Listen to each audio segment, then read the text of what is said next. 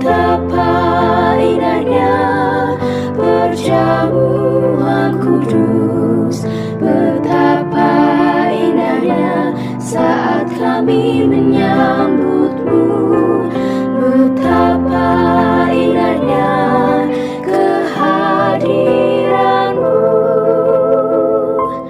yang bertatap kuatkan iman kami.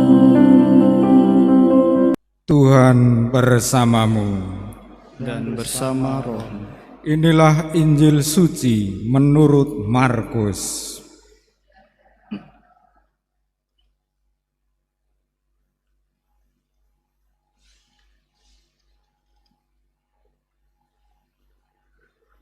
Pada suatu hari, Yesus berangkat meneruskan perjalanannya.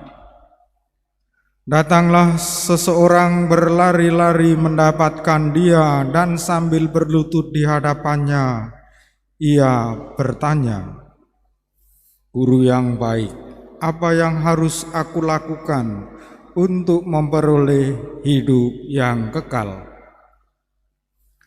Jawab Yesus kepadanya, "Mengapa engkau katakan aku baik?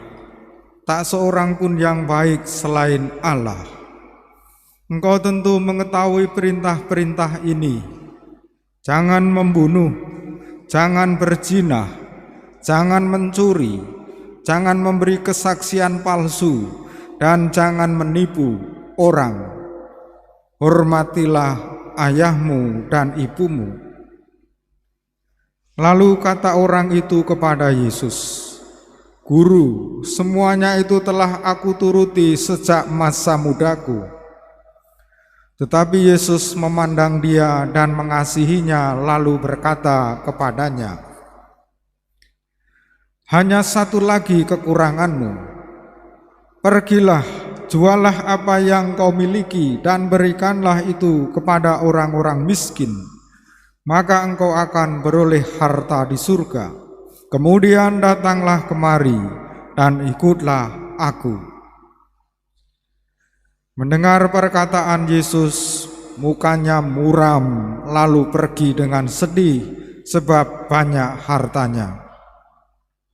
Lalu Yesus memandang murid-murid di sekelilingnya dan berkata kepada mereka, "Alangkah sulitnya orang yang banyak harta masuk ke dalam kerajaan Allah." Murid-murid heran mendengar perkataannya itu. Tetapi Yesus berkata lagi, "Anak-anakku, alangkah sulitnya masuk ke dalam kerajaan Allah. Lebih mudah seekor unta melewati lubang jarum daripada seorang kaya masuk ke dalam kerajaan Allah." Para murid semakin heran dan berkata satu sama lain, "Jika demikian, siapakah yang dapat diselamatkan?" Yesus memandang mereka dan berkata, "Bagi manusia hal itu tidak mungkin, tetapi bukan demikian bagi Allah, sebab segala sesuatu mungkin bagi Allah." Demikianlah sabda Tuhan. Terpujilah Kristus.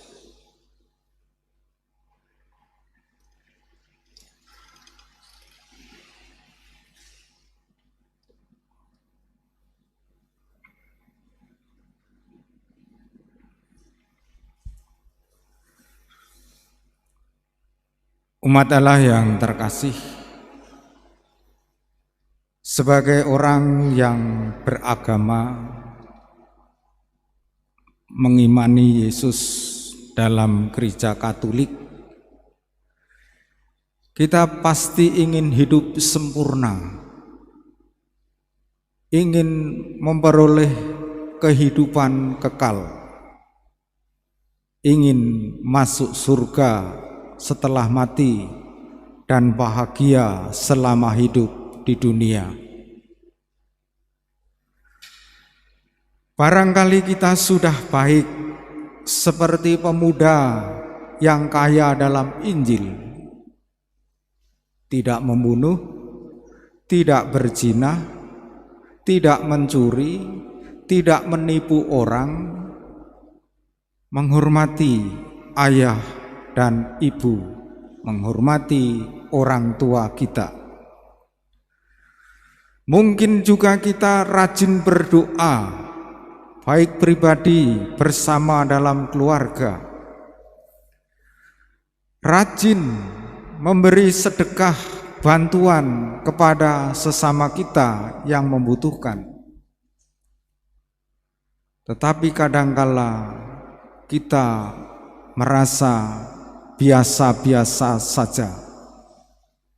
Apa yang kita lakukan kadangkala membuat kita murung, membuat kita putus asa, membuat kita seperti tidak melakukan apa-apa. Yang menjadi pertanyaannya adalah, apakah kita hanya melakukan perintah-perintah Tuhan supaya kelihatan baik dan dilihat orang? Kalau begitu motivasinya, maka beragama, berbuat baik bisa mendatangkan kekecewaan. Apa berhala hidup kita? Pemuda dalam Injil tadi berhalanya adalah harta kekayaan. Orang bisa kecewa, kesulitan dalam hidup, baik karena kemiskinan ataupun kekayaan, kalau tidak bisa bersikap baik terhadap apa yang kita miliki. Apa berhala hidup kita? Apa kelekatan hidup kita? Mungkin status, mungkin jabatan, mungkin juga harta kekayaan. Mari kita masuk ke dalam lebih dalam lagi dalam hidup kita. Karena untuk menggapai kehidupan kekal, untuk menggapai kesempurnaan, kalau hanya mengandalkan upaya sendiri, mengandalkan kekuatan sendiri, hal itu tidak mungkin. Pengajaran yang diberikan kepada Yesus, betapa sulitnya orang kaya masuk ke dalam kerajaan surga, dan lebih gampang seekor unta masuk ke dalam lubang jarum. Pengajaran itu mau disampaikan untuk kita, agar kita dalam menggapai kesempurnaan, menggapai kehidupan kekal, jangan mengandalkan kekuatan sendiri. Nanti membuat kita murung dalam menjalani hidup, membuat kita merasa putus asa. Tetapi di dalam pengajaran yang kedengarannya keras itu, Tuhan memberi peneguhan bagi manusia untuk masuk kerajaan surga, untuk menggapai kesempurnaan, memang tidak mungkin. Tetapi bagi Allah segala sesuatunya adalah mungkin. Kalau segala sesuatunya bagi Allah adalah mungkin, maka kita harus mengimani Dia, menaruh harapan kepadanya, dan dalam doa-doa kita harus didasari oleh iman yang mendalam. Dalam hidup, mari kita mohon hikmat seperti dalam bacaan pertama, bahwa kekayaan ini bagaikan pasir, bagaikan debu yang gampang hilang. Kalau kita mohon hikmat, mohon bersikap tepat terhadap status, terhadap kedudukan hidup kita, terhadap apapun yang kita miliki, kita akan menyadari penyelenggaraan Tuhan dalam hidup kita sehari-hari. Dan kalau kita menyadari penyelenggaraan Tuhan, kuasa Tuhan dalam kehidupan sehari-hari, maka kita menjalani hidup ini bukan sebagai beban yang membuat kita murung seperti pemuda yang murung dan kecewa tadi, tetapi penuh pengharapan. Kita disentuh dan digerakkan oleh Roh Kudus untuk menjadi murid-murid Tuhan. Kesempurnaan kehidupan kekal adalah anugerah dari Tuhan. Betapa indahnya